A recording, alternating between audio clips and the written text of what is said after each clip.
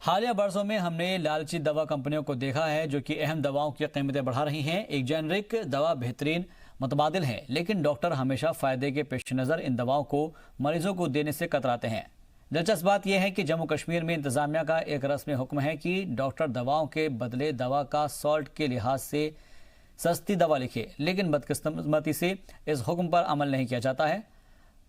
वाज़ेह रहे कि पूरे मुल्क के मरीजों और इदारों को दवा की कीमतें आसमान छूने की फिक्र है और ये पोस्ट दवा की कीमत के तय बारे में जानकारी मुहैया कराती है। दिल्ली में सिख ड्राइवर सरबजीत और दिल्ली पुलिस के बीच मारपीट के मामले में सरबजीत के खिलाफ कई बातें सामने आ रही हैं। इसी बीच ताल में सिख तबके के लोगों ने सरबजीत की हिमायत में मुजाहरा किया। वाज़ेह हो कि ऑटो रिक्शा ड्राइवर सरबजीत ने दिल्ली पुलिस के एक मुलाजिम पर कृपान से जानलेवा हमला किया था और इसके बाद पुलिस के एहलकारों ने सरबजीत की पिटाई की थी। पिटाई का यह वीडियो सोशल मीडिया पर वायरल हुआ, जिसके बाद दिल्ली पुलिस के 3 मुलाजिमीन को सस्पेंड कर दिया गया।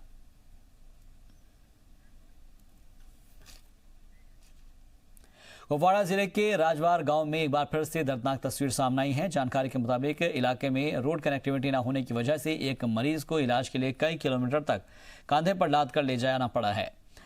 इससे पहले भी रियासत के कई इलाकों से इस तरह की तस्वीरें सामने आ चुकी है।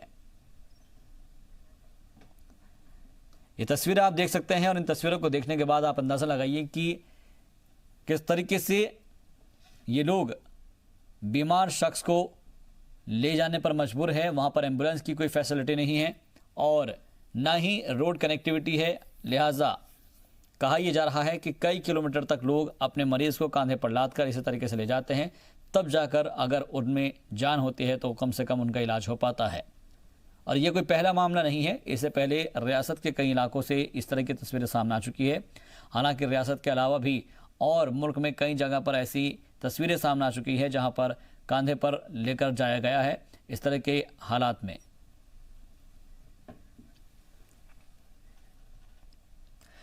उधर मेंढर उप जिला अस्पताल में डायरिया से मुतासिर 100 से ज्यादा मरीज पहुंचे और एक बेड पर 2 मरीजों का इलाज किया जा रहा है। डायरिया, दस्त और उल्टी से मुतासिर 100 से ज्यादा मरीजों के दाखिल होने से मेंढर सब डिवीजन में डायरिया फैलने के खतरे से हर तरफ हड़कंप मचा हुआ है और अचानक इतनी बड़ी तादाद में मरीजों के अस्पताल पहुंचने पर अस्पताल इंतजामिया के भी हाथ पार फूल गए हैं।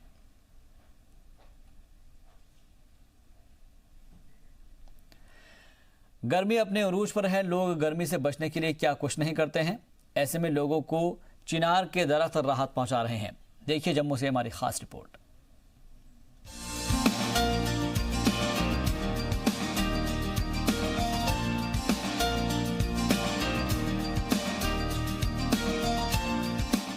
जम्मू में इस साल रिकॉर्ड गर्मी पड़ रही है। लोग गर्मी से राहत के लिए तरह तरह के इंतजामात में लगे हुए हैं। घर के एसी और कूलर हाँफने लगे हैं। न घर में आराम, न बाहर चैन। रसूखदार लोग कुनबे समेत सर्द जगहों पर चले जाते हैं, पर गरीब कहाँ जाएं? जवाब है चिनार की छांव में। जी हाँ, जम्मू के लोग चिनार के पेड़ों के नीचे सर्द हवा का लुत्फ उठा रहे हैं। जम्मू के बैठंडी के पास वाक़ई मस्जिद के भीतर लगे चिनार के दरख्त के नीचे लोग अक्सर गर्मी से राहत पाने के लिए बैठते हैं। सर, ये बहुत अच्छा बेनिफिट है। यहाँ पे जितने भी लोग नमाज़ पढ़ने के लिए आते हैं, मैक्सिमम यहाँ पे एक तो चायों का इंतजाम है, दूसरा जितने भी लोग आते हैं यहाँ पे 10-15 मिनट, आधा घंटा बैठते हैं यहाँ पे। वाज़ेह के चिनार के पेड़ों ने ही कश्मीर की खूबसूरती में 4 चांद लगाए हैं। जम्मू में भी लोग अब ज्यादा से ज्यादा चिनार के पेड़ लगाने की बात कर रहे हैं ताकि जम्मू की खूबसूरती भी बढ़े और लोगों को गर्मी से राहत भी मिले। जिस छाया के नीचे, ये भी एक चिनार का पेड़ है कितनी अच्छी ठंडक दे रहा है हमें, कितनी अच्छी, क्योंकि एक तरफ धूप के अंदर खड़ा नहीं जा सकता इंसान, और कितनी तेज़ धूप और कितनी तेज़ गर्मी, और इस पेड़ के नीचे खड़े होने से एक जो गर्म लू वो भी नहीं मिल रही, ना ही एक गर्मी का महसूस चल रहा, बिल्कुल ठंडी। मैं तो चाहूँगा ज़्यादा से ज़्यादा सरकार के कि जैसे सेंट्रल गवर्नमेंट चाह रही है कि हम रोड के किनारे पेड़ लगाएंगे, गडकरी जी ने पिछले दिनों जो बोला गया है, मैं चाहूँगा कि उनके माध्यम, आपके माध्यम के थ्रू के वो ये चिनार का पेड़ जो हमारे जम्मू के अंदर हर हाईवे के किनारे चिनार का पेड़ लगाया जाए, जिसके कारण हमें ठंडक मिले। चिनार के दरख्त की अहमियत सभी समझते हैं, इसीलिए इसे ज्यादा से ज्यादा लगाने की बात हो रही है। इनकी उम्र भी दूसरे दरख्तों के मुकाबले ज्यादा होती है और देखने में भी ये निहायत ही खूबसूरत होते हैं। जम्मू से जी सलाम के लिए जतिंदर नूरा की रिपोर्ट। जम्मू कश्मीर आने वाले सयाहों को जून के आखिर तक पटनीटॉप केबल कार प्रोजेक्ट का तोहफा मिल सकता है, और इस केबल कार प्रोजेक्ट का इंतजार पिछले 15 साल से था, जो कि शायद अब पूरा होने की उम्मीद है।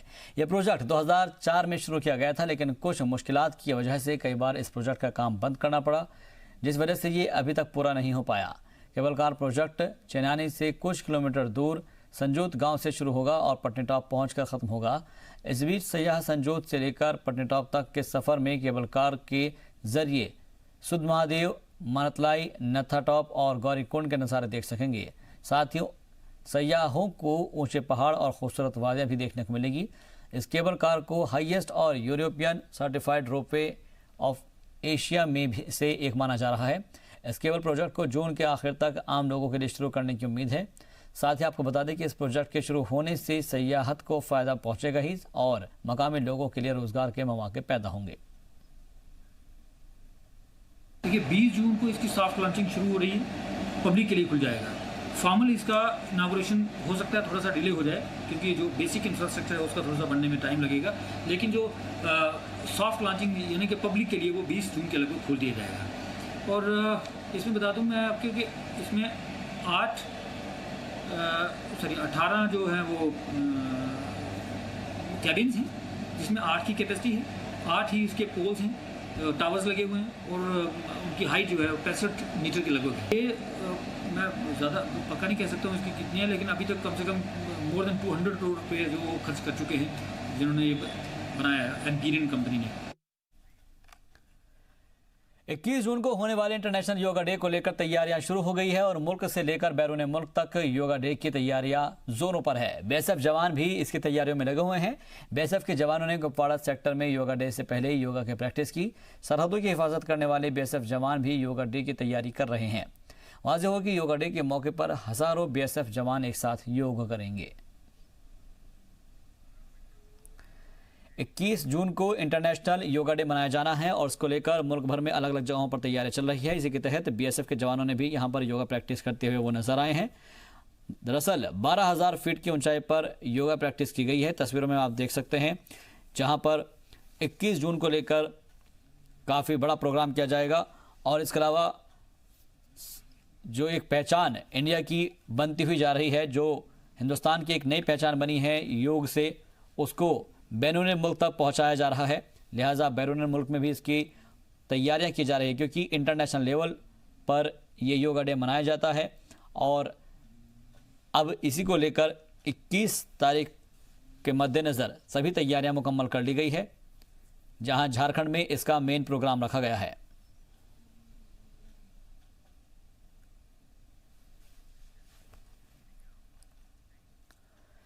दहशतगर्द कश्मीर को तशद्दुद की आग में झोंकने की कितनी भी कोशिश कर लें, लेकिन यहाँ के लोग उनके मंसूबों को कभी कामयाब नहीं होने देंगे।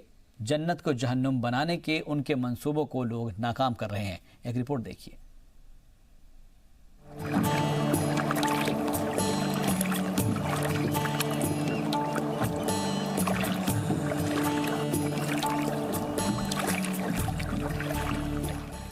कश्मीर के बारे में कहा गया है कि गर फिरदौस बरूए ज़मी अस्त हमी अस्तो हमी अस्तो हमी अस्त, यानी कि ज़मीन पर अगर कहीं जन्नत है तो वो यही है, यही है, यही है। कश्मीर हमेशा से सयाहों के लिए पसंदीदा सयाही मरकज रहा है। यहाँ हर साल लाखों की तादाद में सयाह कश्मीर की खूबसूरती का नजारा करने के लिए आते रहते हैं। लेकिन कश्मीर को दहशतगर्दी की आग में झोंकने के लिए सरहद पार से दहशतगर्द लगातार कोशिश कर रहे हैं। जन्नत को जहन्नम बनाने की मंशा पाले हुए दहशतगर्दों के नापाक मंसूबे को लोग नाकाम कर रहे हैं।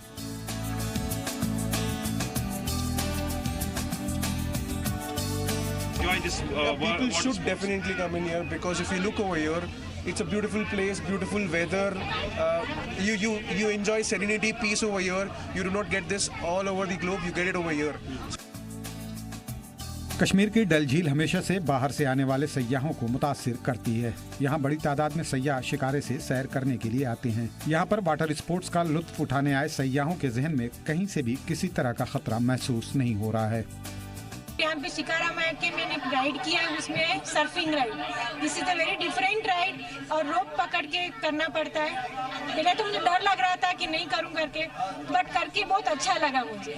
आज थोड़ा टूरिस्ट ज़्यादा आ गया था तो हमें पता नहीं था, नहीं तो हम दूसरा बोट भी निकालते थे। तो इसमें भी एक में भी हमको पूरा बराबरी नहीं आती तो उसे निकालने की क्या जरूरत है। उतनी भीड़ होती थी, कहने की बात नहीं है, इसलिए इतना भीड़ होती है। क्या वजह है कि जो सर्फिंग है ये हमेशा टूरिस्ट को मजा आता है, लुत्फअंदोज होते हैं? ये तो पानी का काम है, स्पोर्ट्स गेम है सर जी। वाटर स्की होता है इधर, वाटर स्की में बढ़िया गेम होता है। वो हम माउंटेन स्की कोर्स चलाते हैं, वो भी हमको आते हैं, वो चलाते हैं, वो भी फन करते हैं। ये वाटर गेम ही ऐसा है, इससे अच्छा जैसा शिकारा फाइनी से उससे ये वाटर सर्फिंग भी अच्छा है। ये सेफ राइड है, बिल्कुल सेफ, कोई घबराने की बात नहीं, कोई गिरने। हाँ, हो सके कोई पानी में गिर भी जाए उसके लिए लाइफ सेवा हम पहले साथ देता है। दहशतगर्द और पाकिस्तान परस्त हमेशा से कश्मीर की नेगेटिव तस्वीर दुनिया के सामने पेश करने की कोशिश करते हैं, लेकिन यहाँ के लोग इसे जन्नत मानते हैं और अमन के लिए कश्मीर और मुल्क के लोग हिंदुस्तानी आर्मी के साथ मिलकर दहशतगर्दी के साथ तब तक लड़ाई जारी रखेंगे जब तक ये ख़त्म न हो जाए। ब्यूरो रिपोर्ट, जी सलाम। तंगमर्ग के बुडरकोट में टूरिज्म फेस्टिवल का इनेकाद किया गया। फेस्टिवल का इफ्तिताह गुलमर्ग के एसडीएम शबीरुल हसन ने किया। इस मौके पर कई तरह के कल्चरल प्रोग्राम का इनेकाद किया गया। एसडीएम शबीरुल हसन ने टूरिज्म की अहमियत पर रोशनी डालते हुए कहा कि हमें टूरिज्म को प्रमोट करने की ज़रूरत है, क्योंकि इलाके की आबादी के 80% लोग टूरिज्म के जरिए ही अपना रोजगार चलाते हैं।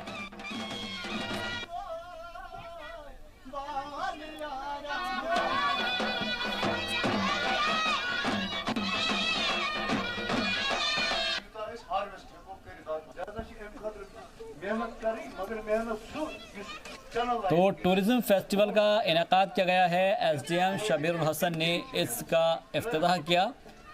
तंगमर्ग के बुडरकोट में टूरिज्म को बढ़ावा देने के लिए इस फेस्टिवल का इनेकाद किया गया। ये फेस्टिवल हम बार बार हर साल कर रहे हैं, इसलिए कि हमें ये तवज्जो नहीं दे रहे हैं कि हम इनको रागिब करते हैं कि यहाँ आने के लिए जो भी टूरिस्ट यहाँ आएगा, गुलमर्ग के दामन में हम रहते हैं, वो यहाँ भी आ जाए। हम गवर्नमेंट से यही अपील करते हैं कि हमारे बहुत सारे नौजवान हैं, बहुत सारा इलाका है और रिंगावाली में जो ये वाक़ा है, तो यहाँ टूरिस्ट भी आ जाए और नक्शे में लाया जाए, जिससे हमारी बेरोज़गारी दूर हो जाएगी। यहाँ जो टूरिज्म फेस्टिवल है इसके एम्स और ऑब्जेक्टिव जो सिर्फ यही है कि हम जो अनएम्प्लॉयमेंट कंसेप्ट है, अगर गवर्नमेंट एक क्वालिफाइड लड़के को जॉब नहीं दे सकता है, एटलीस्ट वो इतना कर सकता है, वो जॉब क्रिएशन के लिए जा सकता है। इतनी रिसोर्सेज है, नेचर रिसोर्स, वास्ट रिसोर्स है इस एरिया के, बुद्रगुड़ और सराउंडिंग एरियाज की। अगर government tourism with collaboration with tourism department इसको एक यूटिलाइज करे ताकि फ्यूचर में इसको टूरिज्म मैप पर चढ़ा दिया जाए। अगर यहाँ पे टूरिस्ट आए तो ये जो लड़के यहाँ पे नौजवान हैं, इन्होंने वॉलंटरली अपनी ये तरीके पे किसी के सपोर्ट, गवर्नमेंट सपोर्ट के बगैर एक यहाँ पे फेस्टिवल किया आज, तो बहुत खुशी हुई, एक जोश इन्होंने दिखाया। अगर ऐसे ही चलता रहे तो टूरिज्म आगे बढ़ेगा। अमरनाथ यात्रा शुरू होने में अब महज कुछ ही दिन बाकी रह गए हैं। ऐसे में इंतजामिया की जानिब से यात्रा की तैयारियां जोरों पर है। खुद गवर्नर सत्यपाल मलिक यात्रा के दौरान दी जा रही सहूलियात का जायजा ले रहे हैं।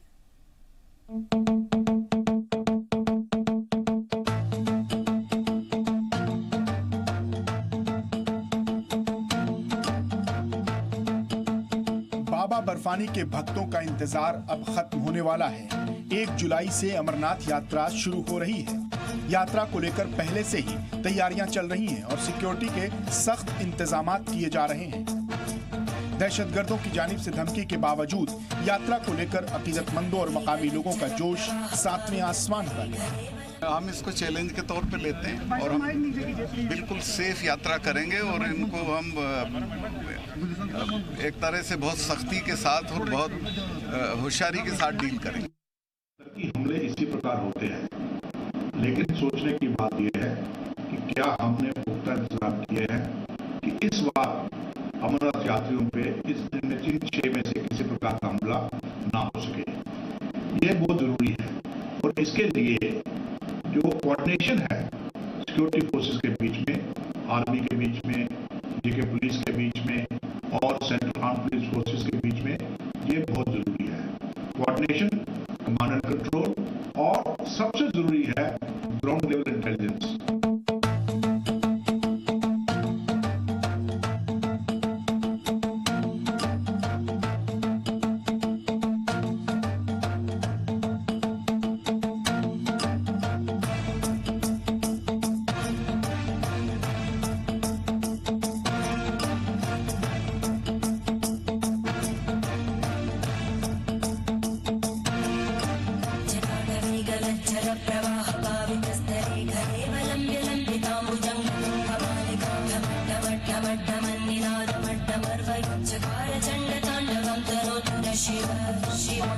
यात्रा के अकीदतमंदों की सहूलत के लिए श्री अमरनाथ श्राइन बोर्ड ने हेल्पलाइन नंबर जारी किया है।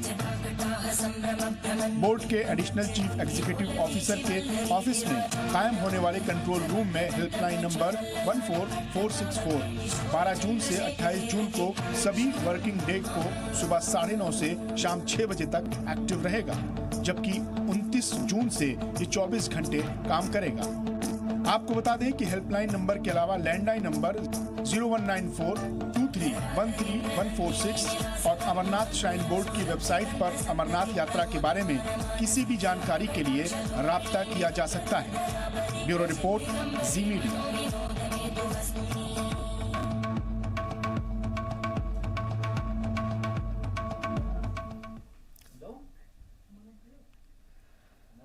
अगर आपकी दिलचस्पी फुटबॉल के खेल में है तो ये खबर आपके लिए है। अब श्रीनगर में फुटबॉल का मजा रात को भी लिया जा सकता है।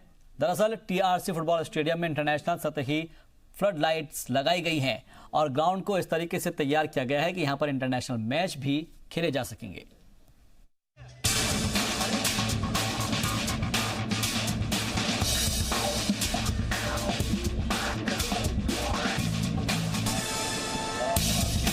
लाइट्स की दूधिया रोशनी में फुटबॉल को अपनी ठोकरों से नचा रही ये खिलाड़ी किसी बैनुल अक़वामी स्टेडियम में नहीं बल्कि श्रीनगर के टीआरसी ग्राउंड में खेल रहे हैं।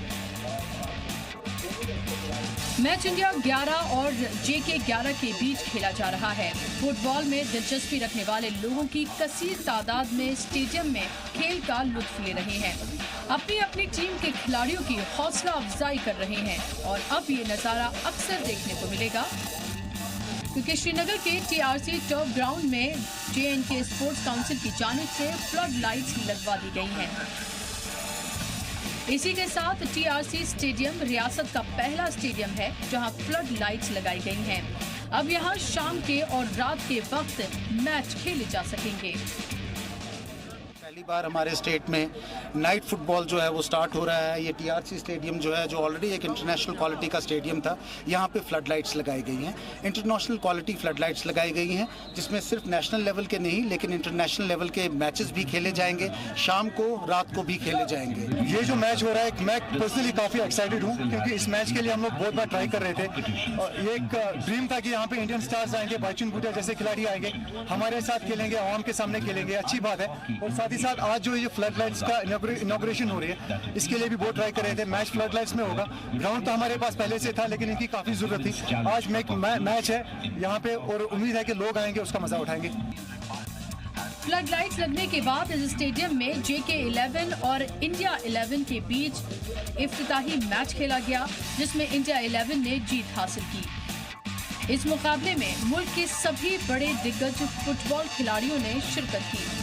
मैच में मकामी फुटबॉल खिलाड़ी भी अपने फन का मुजाहिरा कर रहे थे। मैदान में खेल रहे खिलाड़ियों से ज्यादा जोश स्टैंड में बैठे नाजरीन में देखने को मिल रहा था। आपको ये जानकर भी खुशी होगी कि रियासत में इस तरह के 10 और स्टेडियम तैयार किए जा रहे हैं।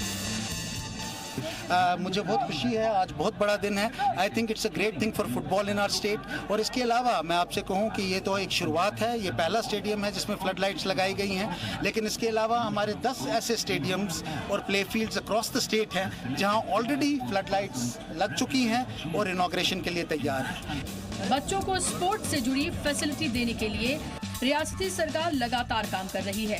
सरकार के साथ फौज के लोग भी आए दिन नौजवानों के लिए कई तरह की टूर्नामेंट करवाते रहते हैं ताकि रियासत के नौजवान अपने हुनर का मुजाहिरा कर सकें। ऐसे में रियासत के नौजवानों के पास भी अपने आप को साबित करने का अच्छा मौका है।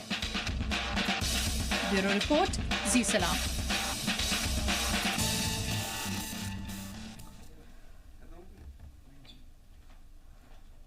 और फिलहाल के लिए कश्मीर एक्सप्रेस में मेरे साथ बस इतना ही।